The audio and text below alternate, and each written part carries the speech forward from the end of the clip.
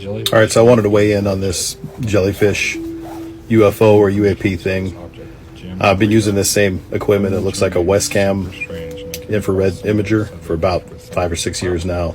Got lots of hours on this equipment and looking at different objects through infrared. I'm afraid the most likely candidate, it's definitely a real object. It is definitely something outside whatever aircraft is recording it. It's not a smear on the lens or something like that. It wouldn't move. It would move with the target reticle if it was stuck on there. We do get bugs and things that stick on there, but they don't. When you move the lens, it moves with it because it's stuck to the lens. It's a real thing, but the fact that it doesn't accelerate or decelerate under its own power, it just kind of floats along like a balloon. This is probably a Mylar birthday balloon.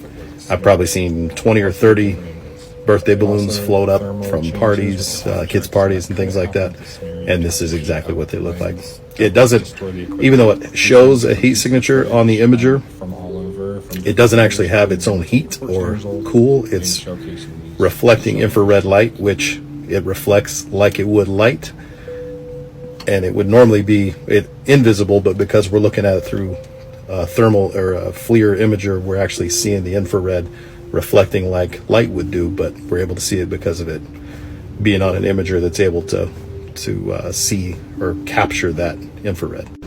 And so here's another shot of the lens. You can see this one's nice and clean, but if it weren't, then as it would move, trying to keep track of the image, you would see that stain or whatever move with it. But I'm afraid just based on the way that they move, and yeah, this dog clip is probably the best one. It just kind of floats down, and here's one in daylight where we can see it's reflective now of natural light, of sunlight.